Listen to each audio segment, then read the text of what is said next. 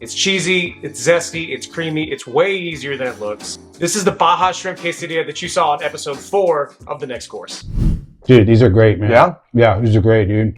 Okay, so here's what's happening. So you got shrimp marinated in lime and spices, seared until they're perfect, layered with cheese, crisped into a tortilla, and hit with some smoky, citrusy Baja sauce. So it's simple, it's bold, and it's the exact dish that we made on the last episode of the next course. Now look, I get it. I'm not a chef, but I do know what tastes good. And this right here is dangerously good.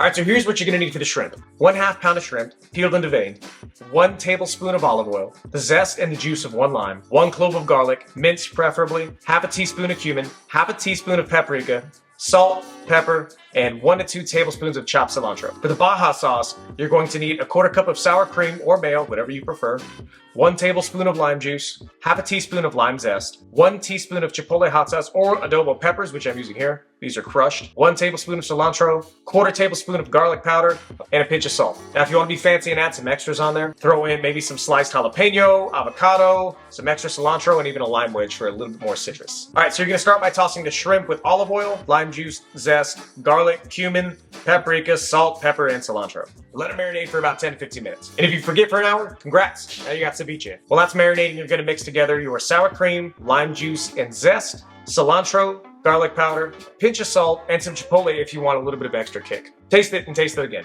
You know, for science. Once that's done marinating, heat up a skillet and cook the shrimp in it for about 1 to 2 minutes per side until they're pink, just starting to turn brown.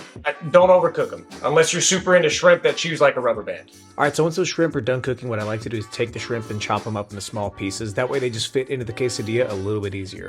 All right, so I know I didn't mention cheese yet, but I like to go with this one. This one's from H-E-B. It's a quesadilla blend. You can use whatever cheese you want. Choice is yours, but I prefer this one. In a large tortilla, layer some cheese, shrimp, maybe some jalapenos or avocado. Fold it and crisp both sides in a pan until they're golden. When all that's done, slice it up, hit it with that Baja drizzle, and squeeze a little bit of lime if you're feeling extra fancy. All right, so here are the key takeaways that we learned from making this recipe. Now, I didn't say it before, and this is a pro tip, but if you want a little bit of extra cheese on your quesadilla, throw some down in the pan, skillet, flat top, whatever you're cooking it, and put the tortilla down on it to let it crisp to that tortilla. So it completely changes the texture and taste that makes it incredible.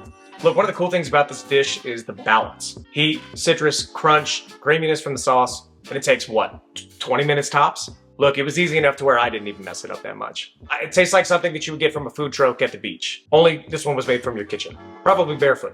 Probably with a little chaos. And that's kind of the point. If you do decide to make this recipe, tag us, go in the comments, let us know how it turned out, let us know what you added to make it your own. Or better yet, you can go check out the full combo with the dish in the latest episode of the Next Course podcast, which just aired. If you can, please hit that like and subscribe button. It helps other people looking for this content find the channel, and that way you can be notified next time I mess up a recipe and you get to watch it on video. That's it, guys. See you in the next one.